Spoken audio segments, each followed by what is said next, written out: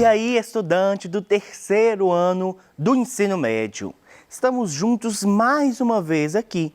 E para você que não me conhece, meu nome é Magno Andrade, eu sou professor de língua portuguesa.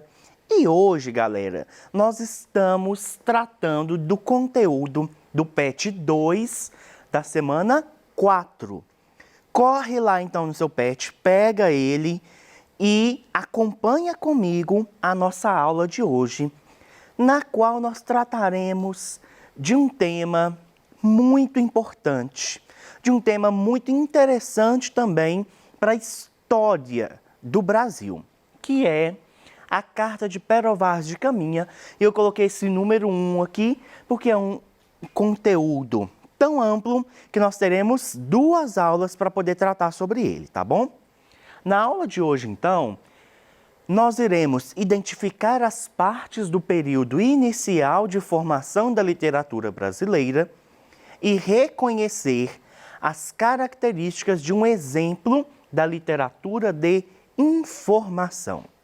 Olha só, o objetivo da nossa aula hoje, então, ele é bem interessante. Por quê? Primeiro, nós vamos falar do período inicial de formação da literatura brasileira. É disso que nós temos falado ultimamente.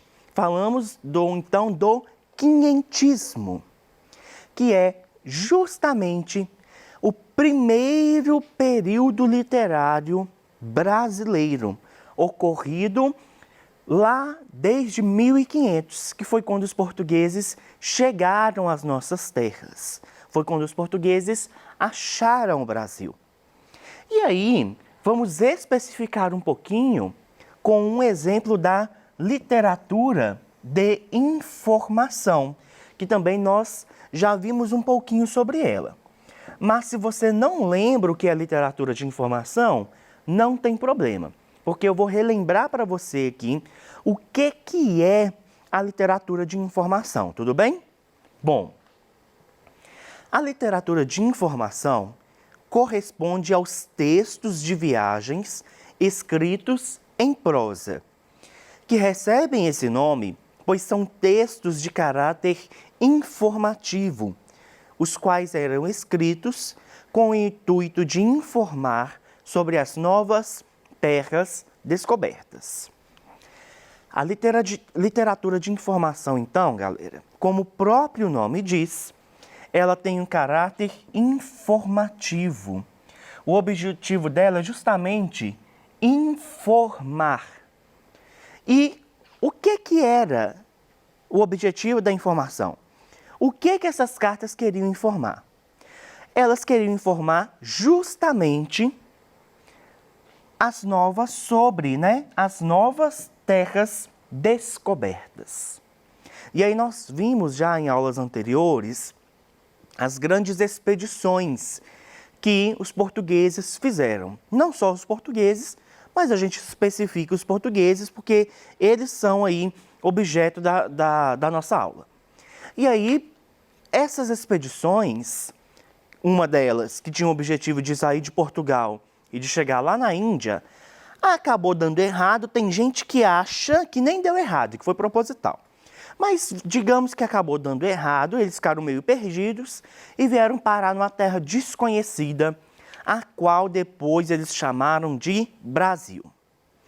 E aí, dentro dessas novas terras, pensa, você chegar em lugar totalmente desconhecido. Se hoje em dia a gente viaja um pouquinho e já tira foto para registrar, a intenção deles também era registrar o que eles estavam vendo, já que, obviamente, há 500 anos atrás não existia máquina fotográfica.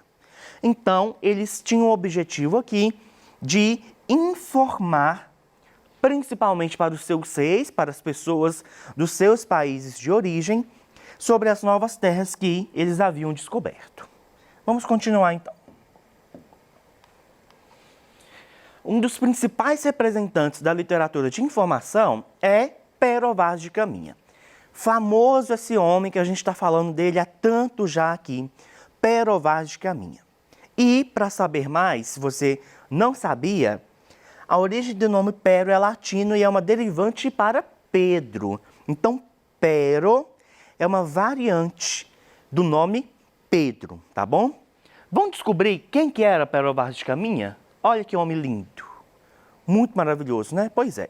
Este senhor aqui, Pero Vaz de Caminha, nasceu em Porto, que é uma cidade lá de Portugal, no ano de 1450.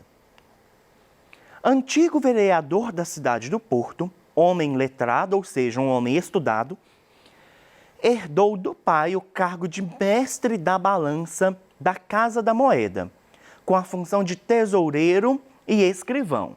E é essa função aqui que é fundamental para o nosso estudo de hoje.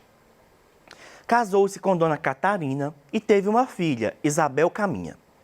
Foi nomeado escrivão da esquadra de Pedro Álvares Cabral. Essa informação também aqui é muito importante para a gente na aula de hoje. Queria estabelecer uma feitoria fortificando o domínio português em Calicut, na Índia, grande centro das especiarias. Vejam então que nós temos uma história interessante aqui e que eu quero enfatizar com você algumas informações, tá bom? Pero Vaz de Caminha já era escrivão. Ele era escrivão da Casa da Moeda, tipo o banco lá de Portugal. E aí, ele foi nomeado como escrivão da esquadra de Pedro Álvares Cabral.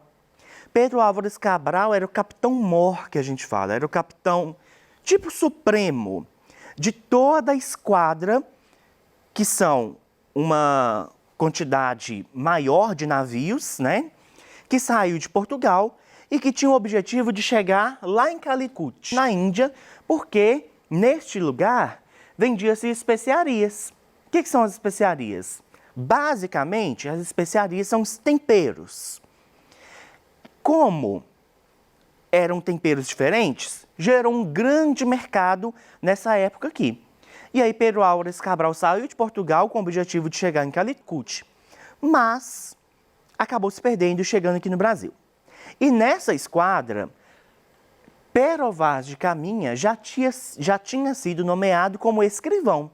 Então, gente, Pero Vaz de Caminha não começou a escrever as coisas do nada. Deu uma louca nele, ele sentou lá e começou a escrever aquilo que ele estava vendo. Não é isso.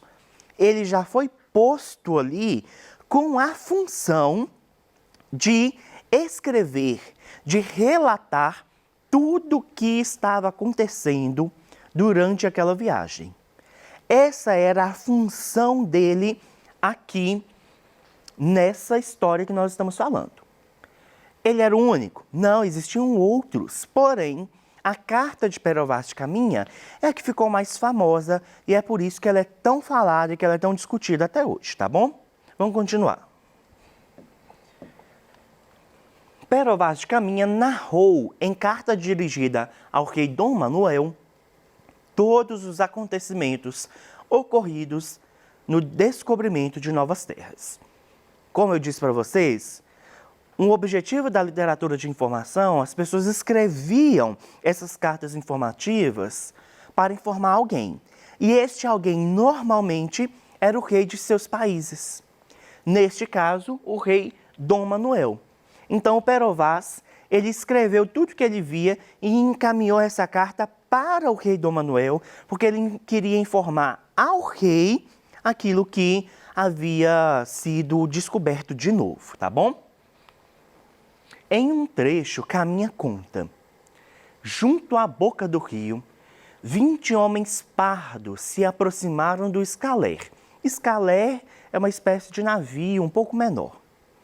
Todos nus, sem nenhuma veste que lhes cobrisse as vergonhas.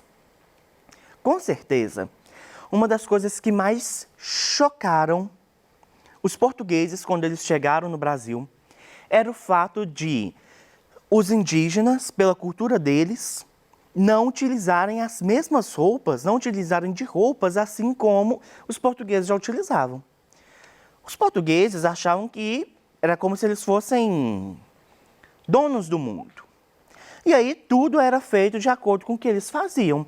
Quando eles chegam aqui e vê que todo mundo andava sem roupa, com certeza foi algo assim, escandaloso para os portugueses. E Pero Vaz de Caminha narra isso ao decorrer de quase toda a carta. Toda hora ele volta. Ele enfatiza o fato de dessas pessoas estarem andando nuas. A feição deles é serem pardos, avermelhados, de bons rostos e bons narizes, bem feitos. Traziam os beiços debaixo furados e metidos por eles ossos.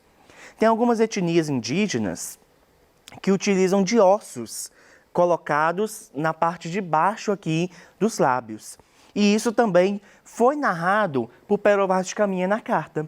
E ele fala também que eles eram bem feitos, ou seja, ele queria dizer que eram pessoas bonitas, eram pessoas que tinham saúde. É isso que ele queria dizer quando ele fala que eram pessoas bem feitas. Esta terra, Senhor, me parece que da ponta que mais contra o sul vimos, até a outra ponta que contra o norte vem, nós deste porto houvermos visto, será tamanha que haverá nela bem 20 ou 25 léguas por costa. Nela até agora não podemos saber que haja ouro, nem prata, nem coisa alguma de metal ou ferro.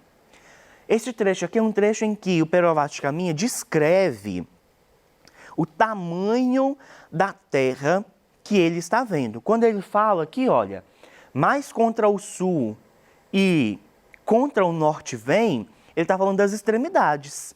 É como se fosse assim, do que o meu olho está vendo. Desse lado aqui até o lado de lá, o que eu vejo mais ou menos é que ela tem cerca de 20 ou 25 léguas por costa, ou seja, uma terra grande, uma terra vasta. E ele pondera, a gente ainda não sabe se tem alguma coisa valiosa aqui. Porque era o maior objetivo, gente, o maior objetivo dos portugueses eram riquezas. E aí, até então, eles não sabiam se tinha ouro, prata ou qualquer outro metal, qualquer outra coisa valiosa. Continuando. De ponta a ponta, é tudo cheio de grandes arvoredos. As águas são muitas, infindas. Querendo-a aproveitar, dar-se-á nela tudo, por bem das águas que tem. Veja como a questão mercadológica, a questão do lucro, está presente também nesse trecho, da mesma forma que está presente em vários trechos da carta. Ele faz um elogio, aí ele fala, olha, aqui tem muitas árvores e tem muita água. Ah, já que tem muitas árvores e muita água, se quiser plantar, tudo que a gente plantar aqui vai dar, ou seja, vai crescer e a gente vai conseguir ter grandes lucros com essa terra. Características, então, da carta. Linguagem rebuscada do português arcaico. Isso é uma variedade linguística. Essa carta é escrita em língua portuguesa? Sim, é escrita em língua portuguesa. Mas existem muitas palavras da carta que hoje em dia nós não entenderíamos, que a gente teria que buscar o significado. Palavras que talvez a gente nem ache o significado porque já caíram tanto em desuso que é até difícil de recuperar o significado. Justamente pelo fato de ela ter sido escrita em um português utilizado há 500 anos atrás. Gente, imagina quantas palavras já nasceram e já morreram na língua portuguesa dentro deste tempo. Talvez você converse com a sua avó ou com alguém mais velho e perceba que a sua avó utiliza de algumas palavras que você nem entende. Fala, vó, o que é isso? Que palavra é essa que você está falando? Que são palavras da época dela e que a gente já não usa mais. Se tem essa diferença aí de 70, 80 anos, imagina de 500 anos. Por isso que a leitura, às vezes, da carta é um pouco difícil, porque a gente não consegue recuperar, não consegue entender algumas palavras, tá bom? Mas também já tem essa carta numa linguagem mais atual. É como se fosse traduzida. E aí a gente já consegue entender algumas coisas, tá bom? Texto bem humorado. Ah, professor, eu não estou achando graça nenhuma nesse texto, eu não estou achando graça nenhuma nessa aula. Calma, gente. O fato de ser bem-humorado não quer dizer que seja engraçado. São questões diferentes, tá? O fato de ser bem-humorado é que, para a época, Pero Vaz de Caminha utilizava-se de expressões, de algumas ironias, de algumas palavras, de alguns trocadilhos, que o objetivo dele era trazer um pouco de humor para a carta, tá bom? Texto em prosa, como nós já vimos então, o texto em prosa é aquele escrito de margem a margem da folha, assim como as cartas mesmo são escritas. E riqueza de detalhes, uma riqueza infinita. Ele detalha, assim, ele vê uma pedra, ele detalha. Ele vê um pássaro, ele detalha as penas daquele pássaro, tá bom? É uma riqueza, então, infinita de detalhes. Carta desaparecida, que é isso, professor? Perderam a carta? Perderam, gente, a carta, olha só. Durante muito tempo, a carta de Caminha permaneceu desaparecida em meio aos arquivos da coroa de Portugal. A carta estava no Arquivo Real da Marinha Portuguesa e foi encontrada pelo padre e historiador Aires de Casal. Casal foi responsável pela primeira reprodução do conteúdo da carta em seu livro Corografia Brasílica, de 1817. Olha só, 1817.